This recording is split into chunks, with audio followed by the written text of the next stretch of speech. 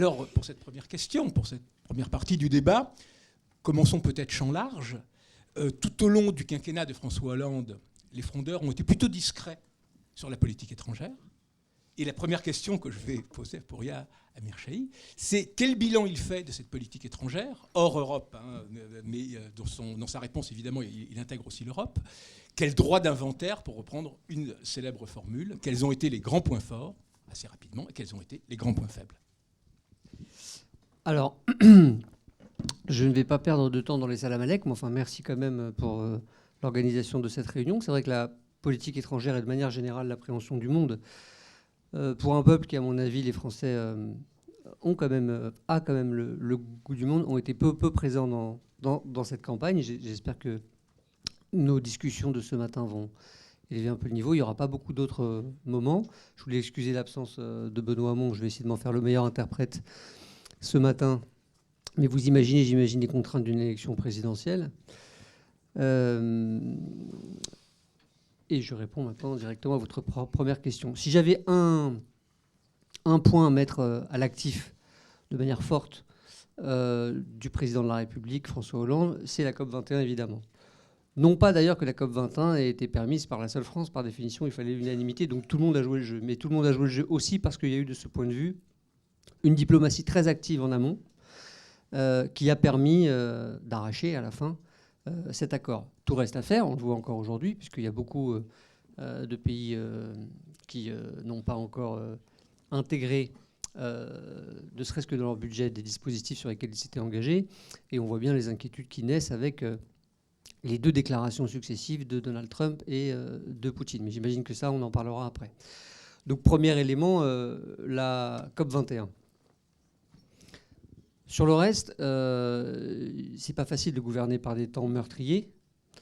On pourrait par ailleurs discuter de nos interventions militaires. Hein. Je pense que peut-être ce sera comment dire, à l'ordre du jour. Mais je vais peut-être vous surprendre en vous disant que, non pas pour casser un unanimisme par principe, mais beaucoup, et de manière presque mécanique, ont loué l'intervention de la France au Mali en particulier, reconnaissant au chef de l'État, de ce point de vue-là, une réussite. Bon, moi je pense que tant qu'on ne double pas toute intervention, quoi qu'on pense de l'intervention, on y reviendra, et des interventions militaires, car jamais nous n'avons été depuis bien longtemps aussi engagés sur le théâtre d'opérations extérieures, d'un volet de développement sérieux, durable, financé. On ne réglera pas les problèmes auxquels nous avons voulu répondre par une intervention militaire. Les premiers d'ailleurs à le dire sont les militaires eux-mêmes et le chef d'état-major de nos armées en premier. Voilà, j'ai volontairement voulu mettre l'accent sur ce point. Et ensuite, je ne voudrais pas être trop long en faisant un inventaire général, donc je m'arrête là. Principal échec en politique étrangère? Il y en a deux, je dirais, ne pas avoir réorienté l'Union européenne comme il aurait fallu le faire et comme nous nous étions engagés à le faire avant 2012. Je pense évidemment au fameux TSCG qui, dès le départ, a été un point de discorde. Vous avez fait référence aux frondeurs. Donc, d'une certaine façon, on peut situer là l'acte de naissance, c'est-à-dire en septembre-octobre 2012, qui était un élément important. Le deuxième, je dirais, un déséquilibre dans nos alliances au Proche et au Moyen-Orient, avec l'Arabie saoudite en particulier, mais je voudrais élargir cette focale pas simplement sur l'équilibre régional, mais sur une inquiétude qui pointe et qui nous menace tous, qui est la reprise de fait de la course aux armements, qui reprend. Je rappelle quand même que le budget aujourd'hui, les budgets militaires sont supérieurs à ceux qu'ils étaient au plus haut de la guerre froide. Quand même de quoi s'inquiéter. Et d'une certaine façon, la France y contribue aussi parce qu'elle n'est pas la dernière exportatrice. Voilà. Merci. François Godemont. Avec un téléphone qui sonne en même temps. Est-ce qu'il n'est pas bien? Voilà. Silence. Je vais vous poursuivre sur l'Europe que vous avez abordée. Benoît Hamon est sans doute après Emmanuel Macron et juste avant François Fillon celui qui s'affirme le plus européen. Il dit assez joliment qu'il préfère faire partie de ceux qui sont pour plutôt que de ceux qui sont contre. Mais en même temps, quelle Europe? Parce que il dit parfois qu'il va s'appuyer sur il l'a dit récemment, sur le Premier ministre portugais, sur des écologistes de gauche, sur l'ancien ministre des Finances grec, Varoufakis. Est-ce que ça fait une majorité? Et dépenser 1000 milliards pour la transition énergétique, c'est-à-dire 7 ou 8 fois plus que le budget européen actuel, parler d'une dépense supplémentaire pour l'harmonisation sociale, pour les dépenses sociales, toutes sortes d'engagements, si vous voulez, être un peu ambigu sur les 3%, sur le respect des 3%, on le sait, vous y étiez opposé. Comment vous voyez ça de façon pratique? Bon, chacun voit bien que le projet européen est en panne. Donc, il y a deux solutions. Je n'en vois pas d'autres. Soit on essaye de le relancer d'une certaine façon en le refondant dans un nouvel accord et de nouveaux partenariats ou comment dire, des coopérations renforcées, je vais revenir sur ce terme, et en reformulant de manière positive et réaliste une alliance franco-allemande, soit les logiques sortistes vont prendre le dessus. Et cette logique-là n'est pas prégnante qu'en France. Les mises en cause, je ne parle pas que du Brexit, je parle y compris au sein de la zone euro. Donc si on ne se résout pas à jeter le bébé avec l'eau du bain, si on souhaite relancer le projet européen, alors il fallait bien, avant même de rentrer dans les éléments comptables, je sais que ça compte, essayer de redonner une perspective politique en discutant d'abord avec nos partenaires allemands. Pas uniquement, mais avec nos partenaires allemands. Je dis ça pour répondre à votre question sur nos relations avec l'Europe du Sud ou avec la gauche européenne. Évidemment que c'est indispensable de construire dans l'Union européenne, et qui plus est dans la zone euro, je vais y revenir, une alliance progressiste. C'est celle qui nous a manqué depuis longtemps. Et le dernier grand rendez-vous, c'était à l'époque de la cohabitation Chirac-Jospin, où une majorité d'États membres de l'Union européenne étaient sociodémocrates. Ce rendez-vous a été manqué parce qu'on a raté le train de l'approfondissement démocratique. On a même élargi l'Union européenne sans aller, au fond, dans son approfondissement.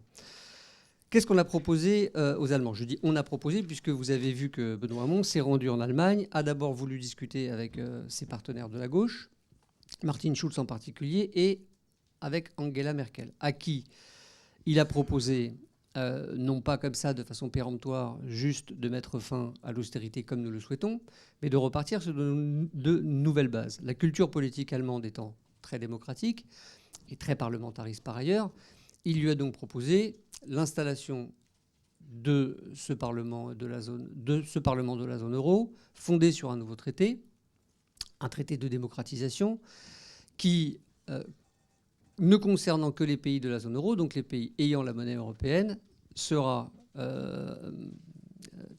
compétent pour lutter contre les concurrences fiscales, les concurrences sociales. Et il faudra évidemment doter la zone euro d'un budget propre.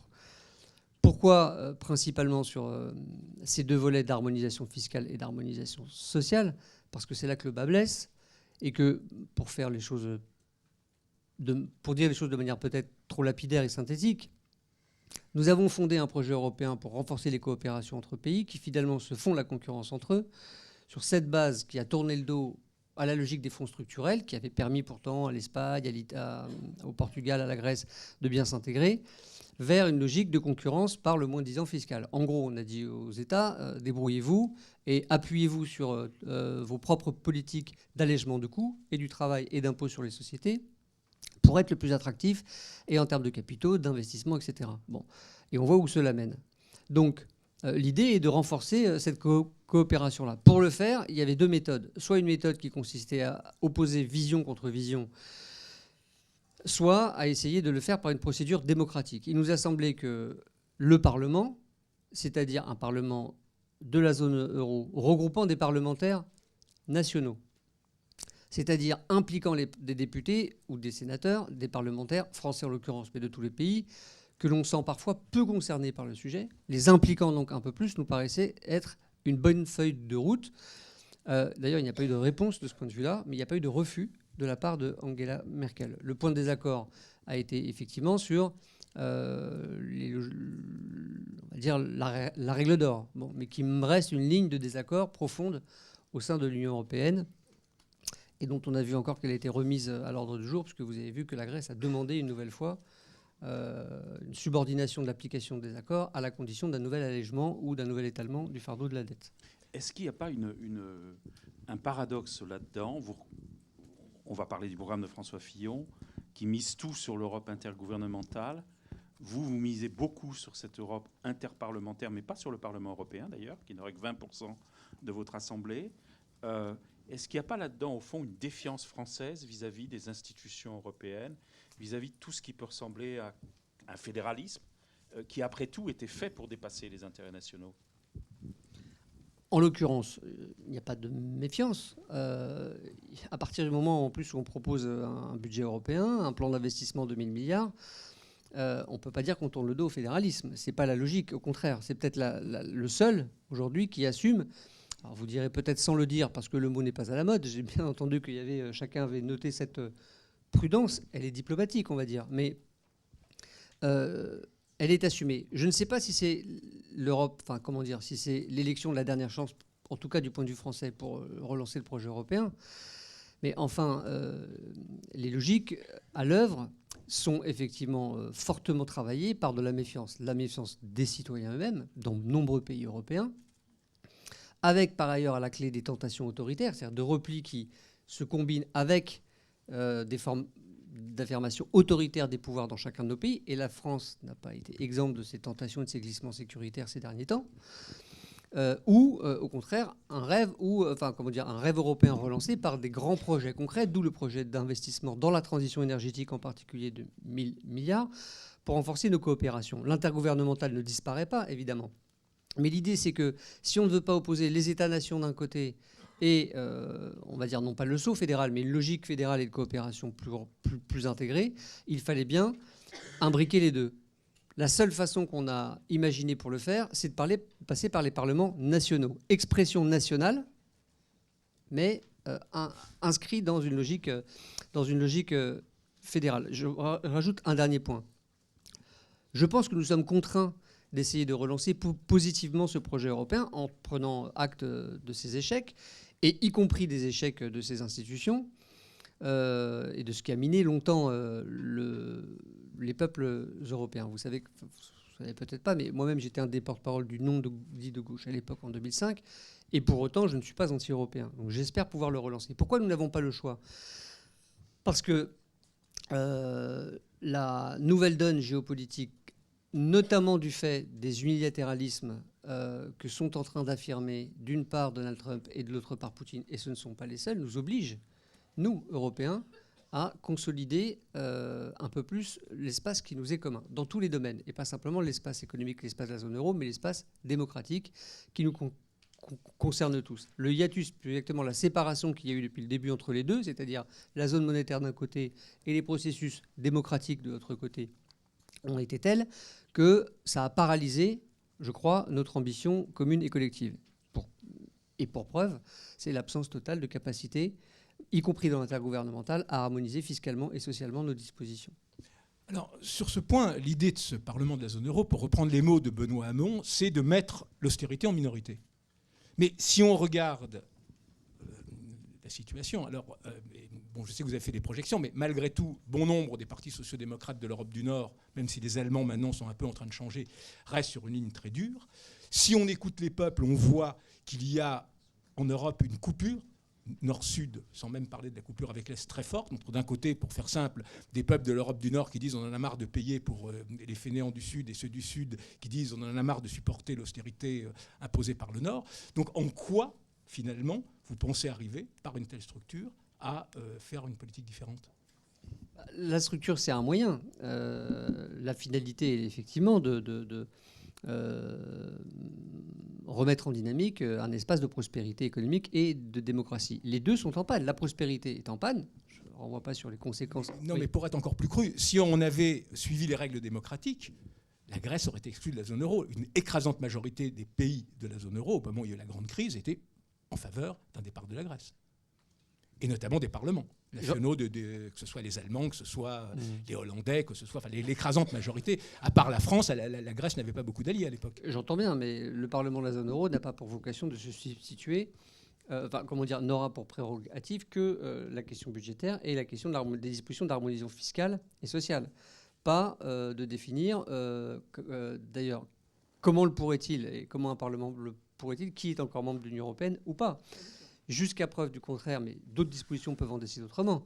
Ce sont aux États membres eux-mêmes de décider si oui ou non ils continuent à être membres de l'espace européen. Alors vous avez raison, la Grèce est passée à ça. Mais pour le moment,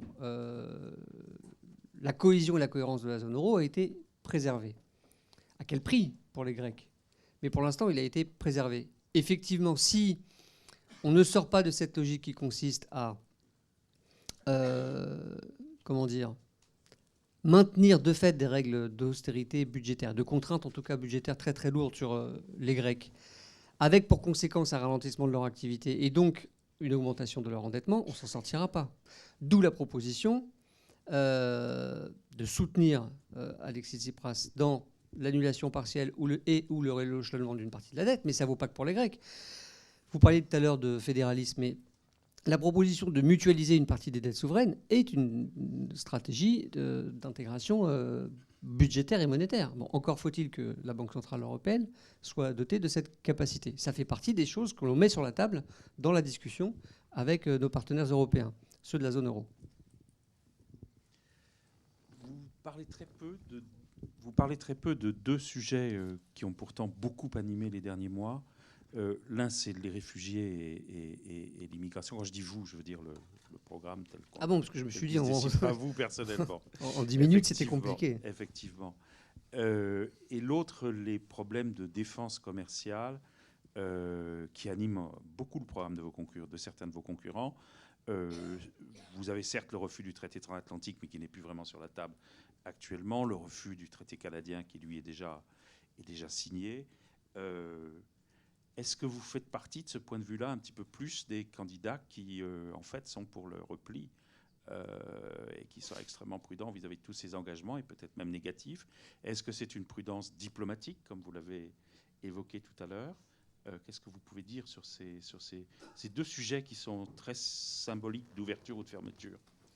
Alors, sur le protectionnisme européen, pour dire les choses avec leurs mots exacts, en tout cas le plus exact possible, ce n'est pas nouveau, ni d'ailleurs en tout cas dans l'expression politique de Benoît Hamon, et je m'en fais volontiers l'interprète sur ce point aussi, que si nous n'avons pas un système et un dispositif de protection intelligente, dont on estimait qu'il devait passer par un outil qu'on avait appelé les écluses tarifaires, que d'autres pays d'ailleurs installent, qui vous permet de jouer sur les tarifs douaniers à l'importation à partir du moment où vous avez un certain nombre de critères qui sont plus ou moins respectés, notamment des critères sociaux et environnementaux dans la fabrication, mais aussi dans les processus de transport de marchandises. Enfin, je ne rentre pas dans les détails, conforme aux normes du BIT, conforme aux normes de l'OMS. C'est effectivement à la fois une réponse d'intérêt général, mais aussi une réponse d'intérêt de notre propre économie. Bon. Alors je ne sais pas ce que...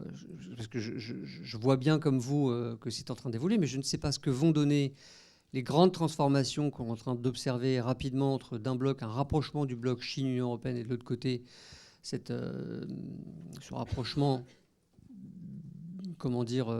cette complicité bien entendu entre Trump et Poutine de l'autre, entre la Russie et les États-Unis de l'autre, mais il y a une reconfiguration des grands blocs, y compris dans les échanges commerciaux, qui est en train de poindre son nez. Nous ne pouvons pas, je sais que nous avons avec la Chine en particulier, des relations de plus en plus importantes. Vous avez vu récemment qu'en Allemagne, les stratégies de fusion d'acquisition par les Chinois d'un certain nombre de grands groupes joyaux de l'industrie allemande et du système financier même ont fait débat. C'est la première fois qu'en Allemagne, vous avez ce genre de réaction, ce qui est quand même intéressant de voir que les préoccupations dites protectionnistes et de repli nationaliste ne sont pas en fait typiquement françaises, et elles ne sont pas si nationalistes que ça. Il s'agit de prendre conscience que nous avons intérêt à préserver nos outils économiques essentiels, c'est-à-dire nos industries et les outils de financement qui vont avec, les banques. Bon. Donc, cela va sans doute conduire, j'espère, en tout cas, c'est ce que souhaite Benoît Hamon, à rediscuter des conditions dans lesquelles se font les termes de l'échange entre les Européens et les Chinois. Mais de manière générale, oui, la question du libre-échange pose problème. Elle pose problème par aggravation des inégalités qu'engendrent les termes inégaux des échanges, justement, mais aussi au regard, personne ne l'intègre jamais, mais il faut bien lier les éléments entre eux, des engagements que nous avons pris au regard de la COP 21. Plus vous étendez le flux et on va dire les transports de marchandises, plus vous aggravez l'impact sur le climat. C'est une évidence. Alors, il ne faut pas en tirer comme conclusion que dès qu'on dit ça, on est forcément dans une situation de repli et de protectionnisme. Mais il faut quand même intégrer le fait que plus on peut produire dans des circuits européens, y compris dans les acheminements de marchandises, mieux chacun se porte. Après, il peut y avoir évidemment des complémentarités dans les transports, dans les échanges de marchandises. Mais vous voyez bien qu'avec le CETA, on a atteint une aberration qui est peut-être signée, mais pas encore totalement approuvée. C'est que si... Comment dire ? Quelle est cette folie qui nous conduit à accepter l'importation de 140 000 tonnes de viande, bovine et porcine, je mélange les deux, alors que nous avons nous-mêmes en tonnage de production non seulement suffisamment, et en plus de quoi exporter nous-mêmes. Bon. Donc, on comprend bien que, et dans le modèle agricole qui est défendu, et dans l'impact sur l'écologie, et derrière, en termes de concurrence sur le coût de production, dans ce seul domaine-là, nous serons perdants. Nous risquons d'être perdants. Juste poursuivre sur une chose, mais je vous passe à voir l'après. Dans cette viande, il y a du bison qui, je crois, n'est pas produit en France. Et peut-être la réponse, c'est parce qu'en échange, tant d'appellations contrôlées françaises vont être enfin reconnues au Canada, avant les États-Unis, ce qui est un enjeu énorme pour les producteurs agricoles français. Certes, mais je ne suis pas contre l'échange. Je ne suis pas pour vivre en autarcie dans notre île européenne, si je peux me permettre. Mais je suis pour que les échanges soient utiles. Utiles à toutes et à tous. Bon, moi, je ne me réveille pas tous les matins en me disant j'aimerais acheter de la viande de bison ou en manger ce midi. C'est pas grave. Si un jour je vais au Canada, j'aurai le plaisir de le faire. C'est aussi le plaisir du voyage. Bon.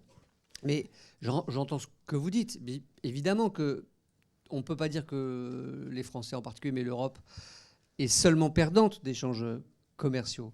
Mais l'idée, c'est d'instaurer des règles qu'on avait appelées justes, autour de cette formule que vous connaissez, juste et sans. Je m'étais promis de ne pas redire, mais trop tard, pour éviter les répétitions de formules qui finissent par lasser tout le monde. Mais c'est ça l'idée. Alors, élargissons un peu la focale. Aujourd'hui, est-ce que la Russie est une menace ? Et par rapport à cette menace russe, est-ce qu'il faut comment aller plus vite dans l'Europe de la défense ? Et quand pensez-vous arriver à ce que le budget de la défense atteigne les 2% du PIB ? Est-ce qu'il faut aller plus vite ? J'ai pas répondu sur l'immigration, mais je vais le faire après, je reviendrai. Non, parce que c'est pas un petit sujet, et en plus, il me tient à cœur. Mais bon. Alors, la Russie... d'abord, il ne faut pas voir la Russie simplement comme un acteur militaire, même si aujourd'hui, du fait de ce qui se passe au Donbass, mais plus particulièrement ce qui se passe en Syrie, la démonstration a été faite que la capacité militaire de la Russie était réelle et s'adossait à une stratégie d'affirmation politique internationale de la Russie. Pourquoi je dis ça ? Ce n'est pas pour relativiser, mais quand même, le PIB de la Russie est encore inférieur à celui de l'Italie. Le budget militaire de la Russie est de 60 milliards, celui de l'Arabie Saoudite est de 80 milliards. Si on situe simplement les dangers à hauteur du montant des investissements des pays, la Russie ne serait pas forcément le premier. Mais la Russie a affirmé de façon brutale et unilatérale ses ambitions.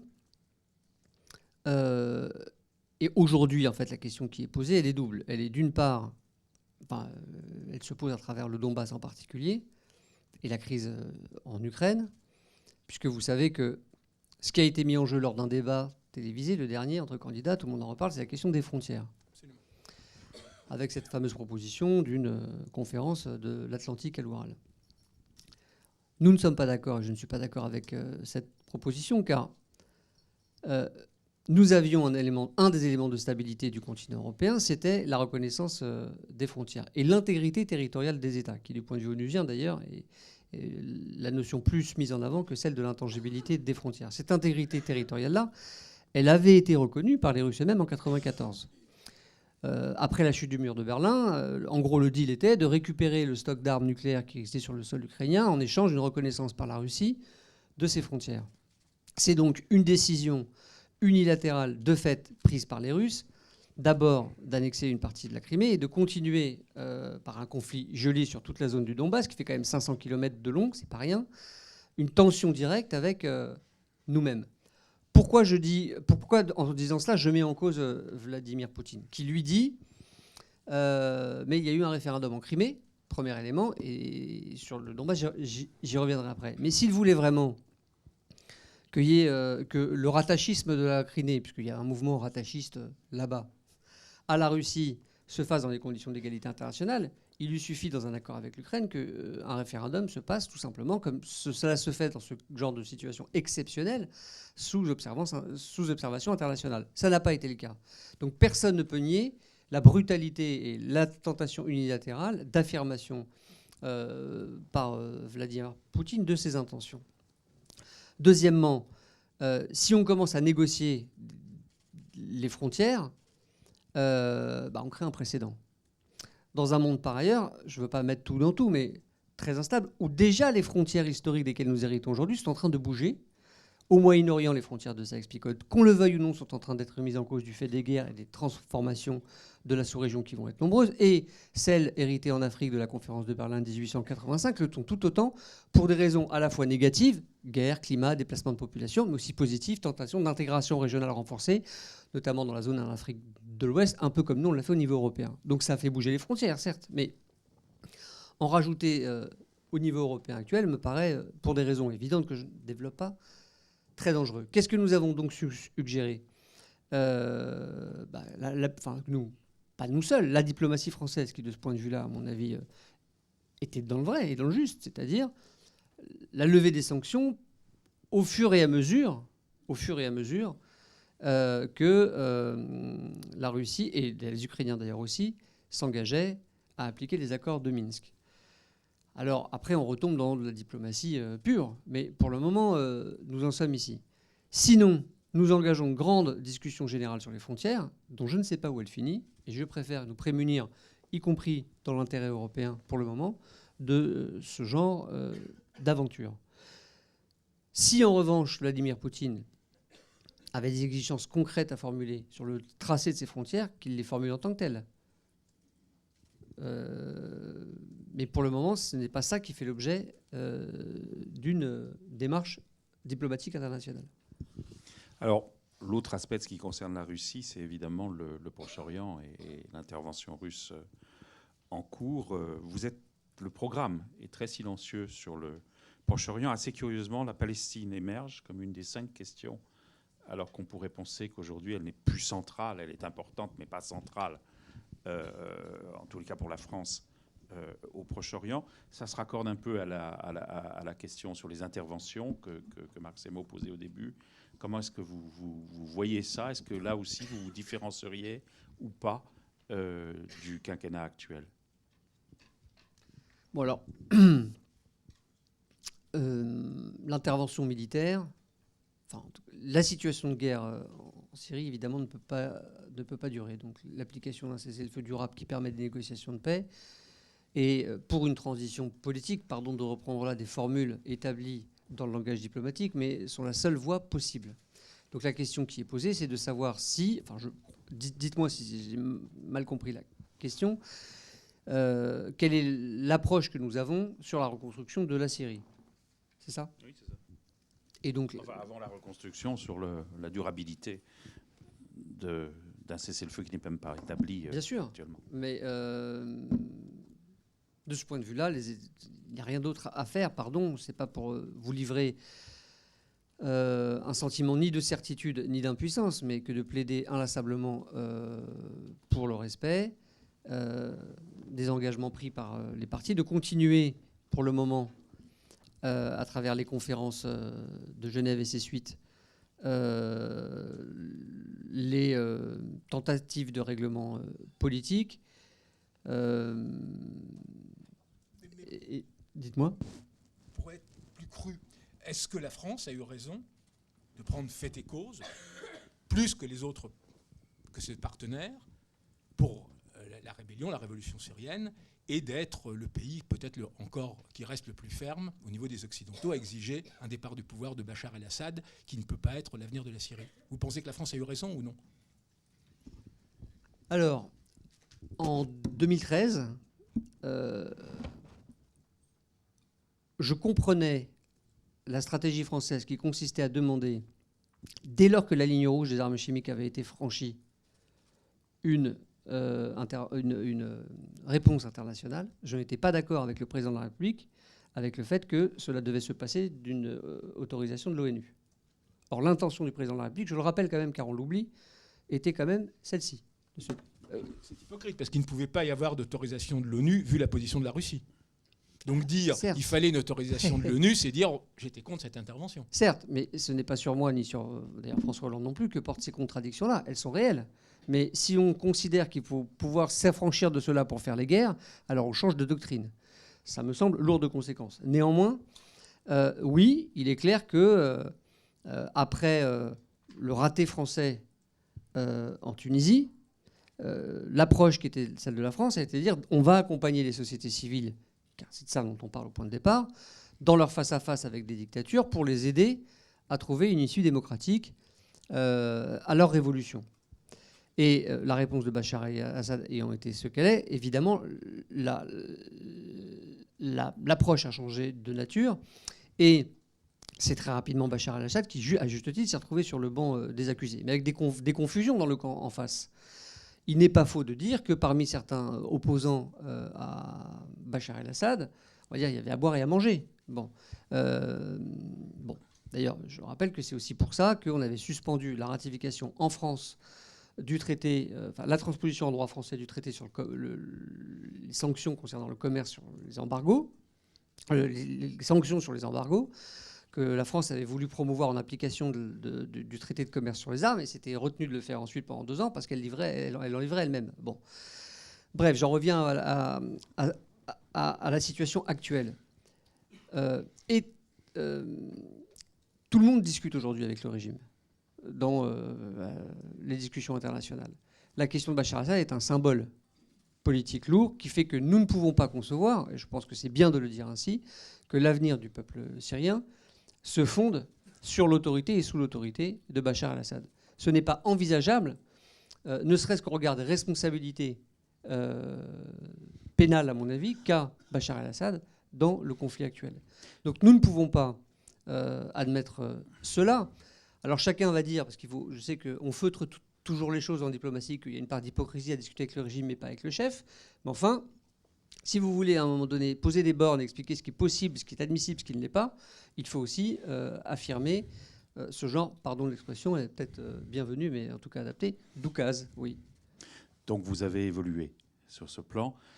Est-ce que sur le plan de la présence et de l'intervention militaire au Proche-Orient, imaginons dans 6 mois, Mossoul et Raqqa sont repris, le Daesh n'est plus une menace territoriale, reste bien sûr une menace terroriste.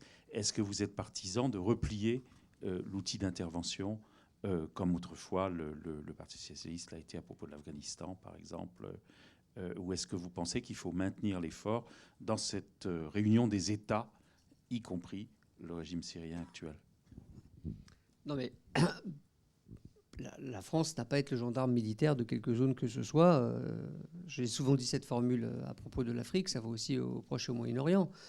Il y a toujours une fin à des missions militaires. En l'occurrence, la principale des choses dans la perspective, là vous l'évoquez explicitement, de reconstruction politique, la seule justification à une présence militaire qui va forcément aller en diminuant, dans le cas de figure que vous évoquez là, c'est la coopération militaire pour un passage de témoin à des forces armées souveraines, ni plus ni moins. Est-ce qu'on peut savoir aujourd'hui combien de temps cette phase-là va durer? Je ne sais pas, mais je ne crois pas que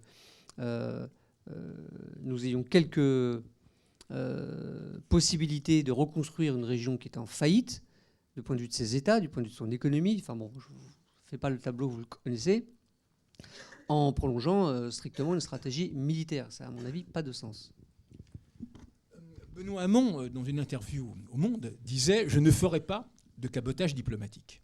Et il évoquait aussi très précisément la nécessité d'une nouvelle politique arabe de la France. Qu'est-ce qu'elle peut être ? Alors il y a deux aspects. Moi je commencerai, parce qu'on en parle très peu, mais par une stratégie méditerranéenne, car ça fait partie aussi du monde arabe. Et on parle, nous, dans notre focale, surtout du Levant. C'est une tradition historique et diplomatique française. Mais enfin, nous avons aussi, d'abord, une stratégie méditerranéenne avec notre Sud direct, en vis-à-vis, avec par ailleurs 3 grands pays francophones aussi, que sont la Tunisie, que sont l'Algérie et le Maroc, à construire. Il y a de ce point de vue, évidemment, plusieurs, je ne sais pas si on a le temps de les développer là, mais autour du projet méditerranéen, que ce soit le 5+5 ou l'UPM, je ne rentre pas dans le détail, mais des choses en termes de circulation, de mobilité, de coopération scientifique et technique, de gestion du bassin méditerranéen, zone de conflit aussi qui risque de s'accentuer. Je ne veux pas parler des quotas de pêche ici. Bref, beaucoup de choses à faire. Pour ce qui est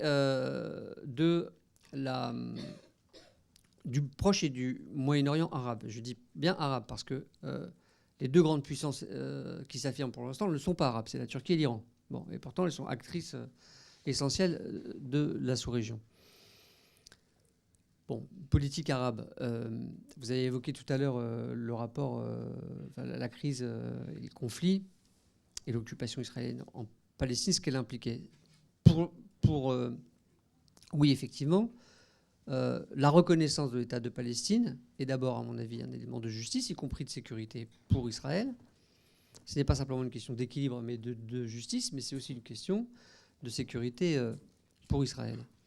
Cet élément-là est aussi un élément dans une stratégie d'une politique arabe à laquelle beaucoup de pays arabes et l'opinion publique arabe a le sentiment que nous avons renoncé petit à petit, en laissant une situation pourrir, ou par incapacité à régler le problème.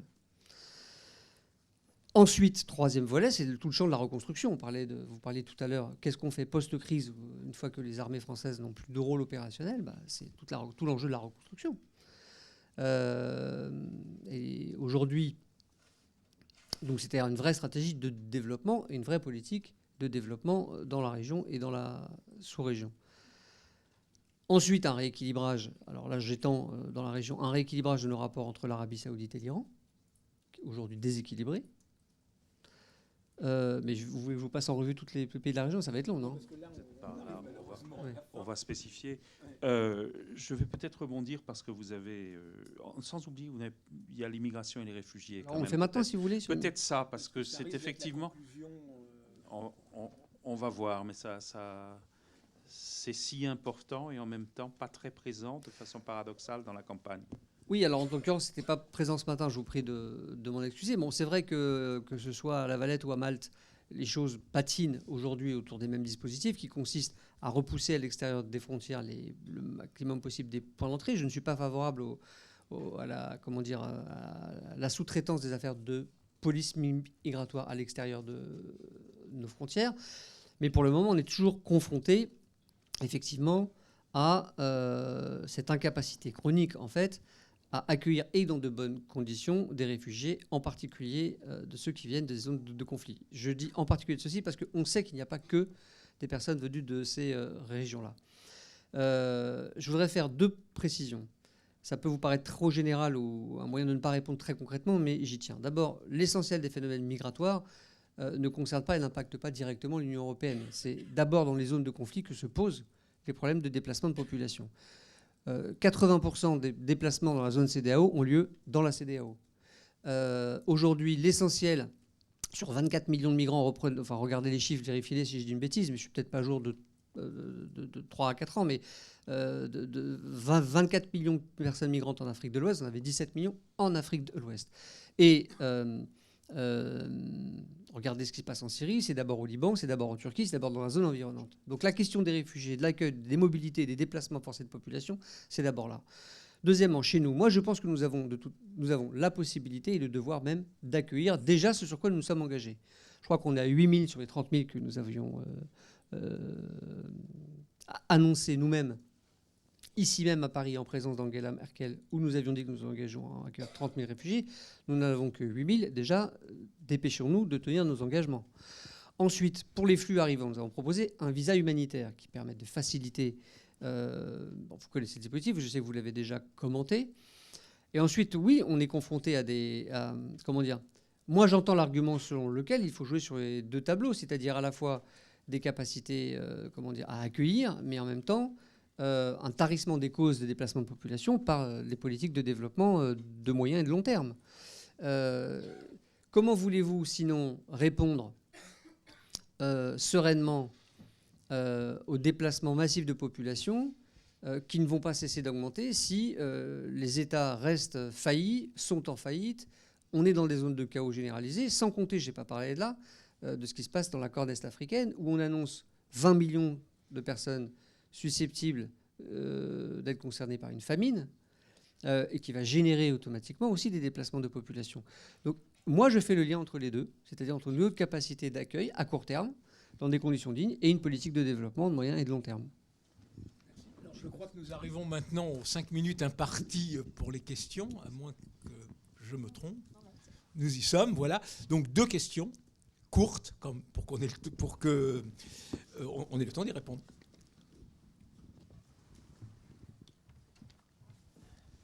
Je voudrais savoir en quoi le programme de Benoît Hamon se sent concerné par les routes économiques de la soie. Et si oui, comment voyez-vous les choses de ce point de vue-là, les routes économiques de la soie?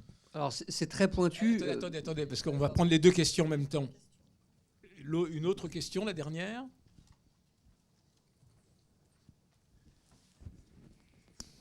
Bonjour, je vais faire très court.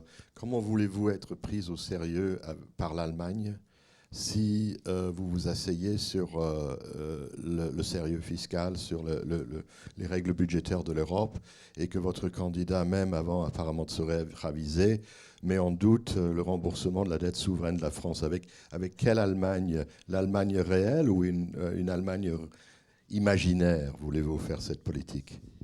Je vais être franc sur les routes de la... Ah pardon, encore une autre, non? Non, c'est bon, c'est juste 2 questions. Non, mais sur les routes de la soie, je ne suis pas le meilleur des spécialistes. Je vois juste que la Chine est en train de reconstruire elle-même, de construire les fameux rameaux de sa route, puisque maintenant, c'est dans tous les Balkans qu'elle décide, à partir de la Grèce et du port de Pyrie qu'elle a acheté, vous avez vu, de construire tout son système de transport de marchandises, car c'est principalement ça, à partir d'une attache méditerranéenne. J'aurais pas le temps, et je pense que je ne serais pas le meilleur, en toute honnêteté, pour développer ce que cela implique. En tout cas, possible, ça a des conséquences pour l'Union européenne, évidemment, mais il est évident qu'aujourd'hui, on en revient à ce qu'on disait tout à l'heure, la Chine cherche à installer durablement ses capacités de pénétration du marché européen. Et ça passe aussi par la consolidation de cette route.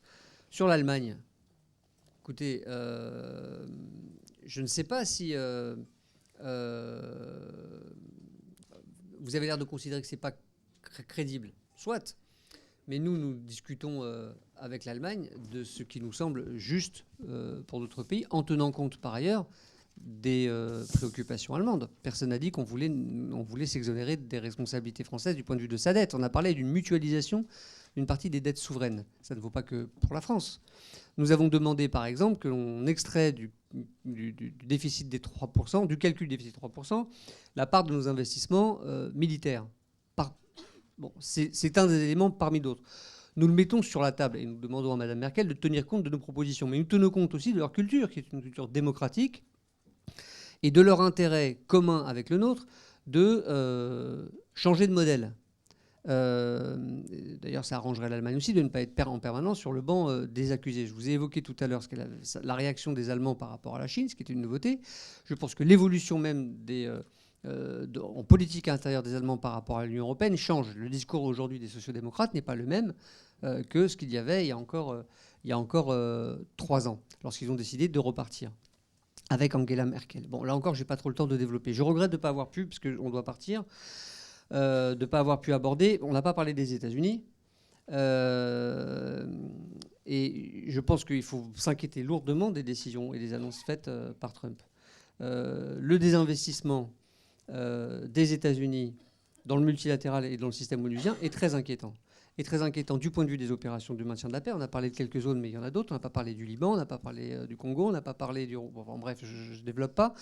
C'est potentiellement des hommes en moins sur le terrain, stade des opérations. C'est aussi beaucoup d'investissements en moins dans l'accompagnement des crises, c'est-à-dire dans l'humanitaire, c'est-à-dire dans les reconstructions et dans les projets civils.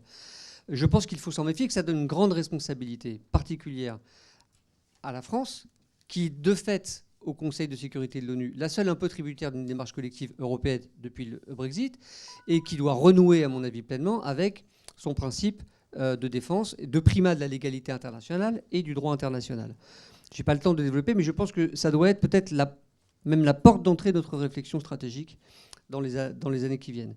J'ajoute, parce que je ne peux pas tout développer, un point sur lequel je pense qu'il faudrait ouvrir une focale particulière, qui va vous paraître secondaire et qui, à mon avis, paraît trop souvent secondaire, c'est la francophonie, et où je pense que nous avons intérêt à formuler, avec nos partenaires francophones du Québec, d'Abidjan, enfin de l'Afrique, d'Europe aussi, Belge, Suisse, un projet qui nous permette aujourd'hui de construire aussi un espace de mobilité entre scientifiques, universitaires, chercheurs, etc. Un espace de convergence de contenu, de codiplomation, et de renouer aussi avec un imaginaire français dont le volet européen, on l'a vu, était en panne et qu'il fallait le reconstruire. Et ne pas simplement se mettre dans cette exclusivité européenne-là. Voilà, bon, je le dis en mode un peu brouillon et je suis obligé de vous quitter, mais je voulais insister sur ce point. Merci pour Yann. Merci à vous. Merci beaucoup. Et Merci merci à vous de votre écoute.